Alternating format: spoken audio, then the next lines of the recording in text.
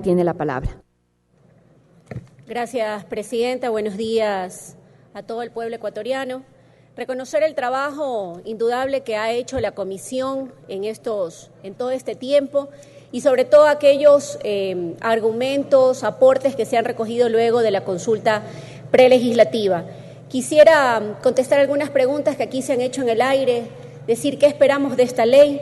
Yo con toda sinceridad espero que esta ley no sea la reforma agraria de los 60 y de los 70, que esta ley permita efectivamente tener seguridad, productividad y que sobre todo luche contra esos acaparamientos y concentraciones de tierras en manos de muy pocas personas que se dieron indudablemente en nuestro país por muchísimas décadas. También reconocer que esa reforma que se hizo en ese entonces, en los 60 y los 70, fue realmente una reforma agraria que lo que hizo fue básicamente un mal reparto de tierras que atentó contra aquellas zonas de biodiversidad y ecosistemas frágiles, lamentablemente, al no haberse reconocido la función ambiental también de la tierra y que en algunos otros casos dio paso también a formas de privatización. Entre algunas de las cosas, como sabe el Ecuador, algunos intentos que se hicieron desde la reforma agraria, no solamente en 1964, sino en 1970 y en 1973, fueron muchas de esas leyes elaboradas por los grandes intereses de aquellos entonces hacendados y empresarios, no realizados de la lógica o el interés o la necesidad del verdadero campesino rural de nuestro país. Es así que hay un ejemplo que no deberíamos olvidar los ecuatorianos, como el ejemplo del caso Astra, donde ese entonces de la propiedad de la Corporación Financiera Nacional se pasó a manos de un señor llamado Roberto Isaías, sin que se pague por el real valor de la agroindustria hasta ese entonces que tenía dicho predio. Esta es la mejor forma o el mejor ejemplo de ponerles a consideración de la privatización de la tierra, donde existió acaparamiento y donde hubo vulneración de derechos para los campesinos ecuatorianos. En otras cosas también que es importante mencionar que lo que no queremos con este nuevo proyecto de ley es una reforma agraria donde se entienda que aquellas tierras son improductivas cuando tienen vegetación, bosques o remanentes de bosques primarios o secundarios que deben ser protegidos. Es por eso que creo que es importante reconocer que hasta el año 2002, y como un ejemplo de las cosas que no debemos hacer, se convirtió zonas de bosque primario a través de un simple decreto para ser convertidas hacia palma africana en la provincia de Esmeraldas, habiéndose con ello talado cientos de hectáreas de bosque primario, con lo cual es una pérdida de servicios ambientales para todos los ecuatorianos. Efectivamente, este giro que da en esta propuesta se da gracias a la Constitución de Montecristi.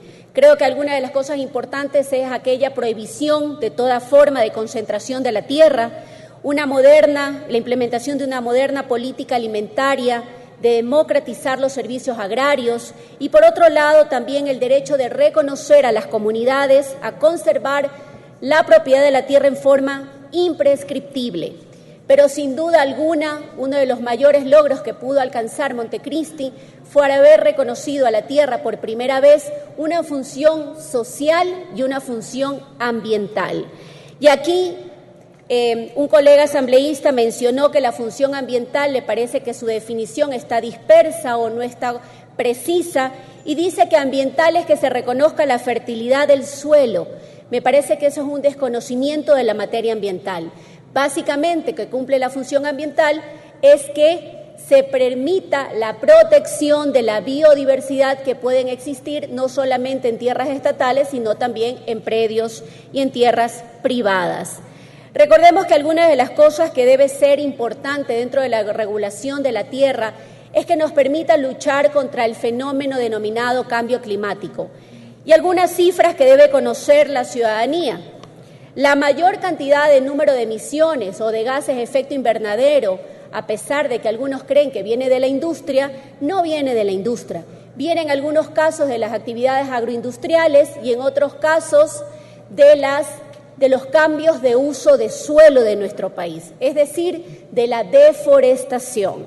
Es así que hay un incremento porcentual importante en las emisiones de gases de efecto invernadero comprendidos desde los años 1990 y 2006, básicamente en la agricultura, que corresponde a un 31.8%, y un cambio de uso de suelo que supera casi un 80%, con lo cual es evidente que una de las mayores problemáticas es la falta de ordenamiento territorial y planificación en aquellas zonas que deberían estar destinadas a su vocación agrícola para protección, no solamente de nuestras cuencas, sino también en algunos casos para soberanía alimentaria.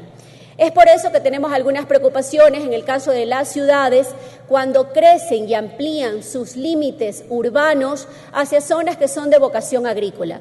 Y ahí pongo el ejemplo de la preocupación que tenemos los ciudadanos guayacenses y guayaquileños respecto de la ampliación del límite urbano hacia zonas de vocación relacionadas cercanas a la cordillera Chongón-Colonche en la ciudad de Guayaquil. Esto es un tema que pone en peligro el embalse también, que da la seguridad de que Santa Elena pueda tener agua y que con ello puedan desarrollar sus actividades productivas. Estos son los grandes debates y los profundos debates que debemos tener que hacer aquí en forma técnica, despojándonos muchas veces de nuestras particulares agendas políticas para el deber ser de lo que le corresponde asegurar que los ciudadanos y las próximas generaciones puedan tener fuentes de alimento y puedan tener agua segura.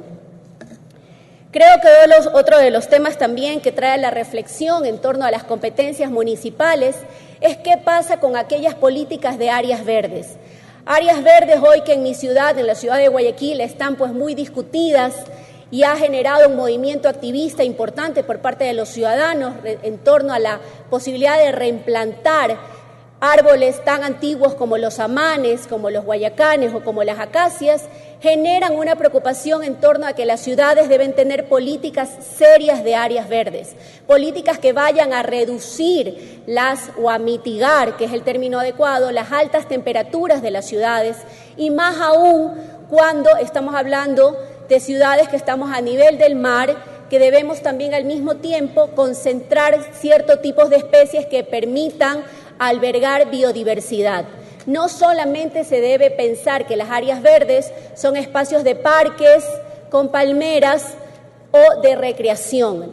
Los parques o las áreas verdes son más allá de eso, conforme nos exhorta la Organización Mundial de la Salud por el bienestar de los ciudadanos, más que de una lógica activista ambiental. Es la necesidad de que podamos contener aquellas altísimas temperaturas, sobre todo que tenemos en ciudades tan calientes como la ciudad de Guayaquil. Así que es importante mencionar esto porque en torno al proyecto hay algunos artículos que se han aquí indicado que parecería, o lo que plantean algunos, es que violarían algunas competencias de índole municipal, cuando creo que esta es una reflexión también que va mucho más allá de una jurisdicción o la competencia de una autoridad municipal. Quisiera hacer algunas reflexiones y algunos aportes a los miembros de la comisión, a su señor presidente. Primero, me parece que el artículo 12 debe con claridad manifestarse que debe incluirse también como función ambiental aquellas propiedades que tienen remanentes de bosques naturales, páramos, manglares. Estos remanentes de ecosistemas, por supuesto que significa que cumplen la función ambiental de la tierra. Por lo tanto, debe ser una de sus definiciones que debe estar incluida.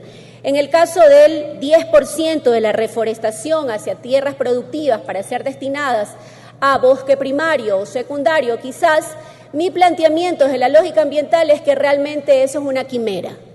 Deberíamos proponer que esto sea para quizás nuevas actividades productivas en el agro, pero no para las existentes. Si hoy tengo yo una finca bananera de 50 hectáreas, no puedo destinar 10 talando el banano, plantaciones de banano, para poner remanentes de bosque, con lo cual no necesariamente cumplo con el objetivo que estamos planteando.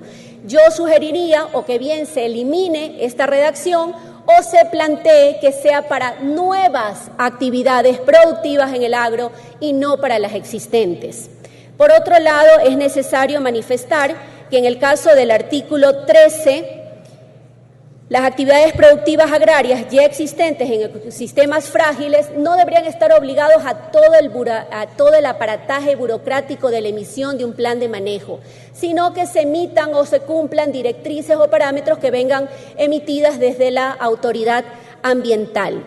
Por otro lado, recordar que en el artículo 17 debería incluirse aquellas concesiones y autorizaciones otorgadas en bienes nacionales de uso público como una excepción a aquella prohibición que se está planteando en este artículo. En otro caso, es importante mencionar que en el artículo 20 se establecen limitaciones a la inversión extranjera en materia agrícola y traigo a la reflexión a los miembros de la comisión qué pasa con aquellas inversiones que se hacen en bolsa, como son las plantaciones forestales, que necesitan de muy largo aliento tener el capital hasta que puedan ser recuperadas esas inversiones. Me parece que no debe existir una prohibición total, sino debe dejarse abierta la facultad de que puedan hacerse inversiones.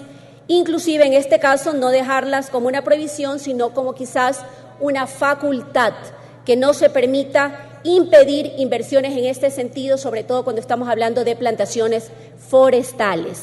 En el caso del artículo 21, no veo el sustento por el cual se impida o se ponga una prohibición para propiedades de empresas públicas o privadas extranjeras, públicas o privadas, en zonas marino-costeras. Cuando estamos hablando que la playa es un bien de uso público, evidentemente tendrían que estar concesionadas. Pero si estamos hablando de impulsar la inversión en nuestro país, los grandes hoteles, querida compañera presidenta, se establecen en la zona marino-costera.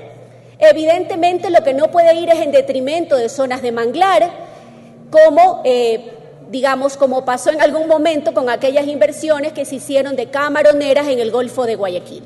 Creo que es importante dejar claridad en cuáles son las cosas que sí podemos hacer y al mismo tiempo qué cosas podemos generarlas como incentivos para que existan actividades de inversiones públicas o privadas en nuestro país de forma interesante, generando, por supuesto, plazas de trabajo, cumpliendo con todas las responsabilidades tanto sociales y ambientales. En el caso del artículo 50, y termino ya, presidenta, tengo 2 articulados más. Simplemente pedir que se elimine la palabra servicios ambientales relevantes. Cuando hablamos de servicios ambientales, todos los servicios ambientales son relevantes y son importantes. Por lo tanto, hay que mejorar la redacción y aclarar la competencia entre el Ministerio de Agricultura y el Ministerio del Ambiente.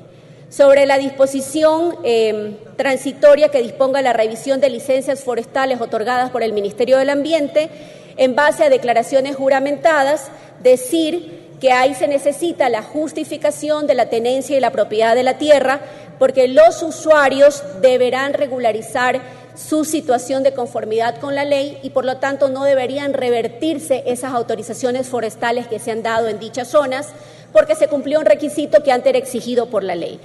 Simplemente para concluir, me quisiera sumar a las palabras del asambleísta Ramiro Vela. Efectivamente, tenemos títulos de propiedad en áreas protegidas.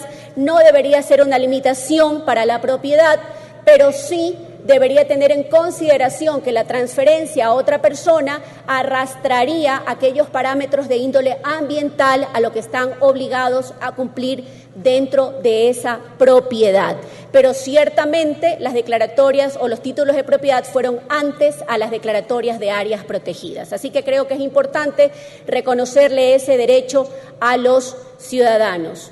Y en conclusión, presidenta, espero que este proyecto de ley efectivamente nos permita asegurar, ahora sí, con certeza, que no solamente vamos a incentivar la actividad productiva agrícola, vamos a desconcentrar la propiedad de la tierra, pero sobre todo vamos a cumplir la función ambiental, no cometiendo los errores de la reforma agraria de los años 70. Muchas gracias.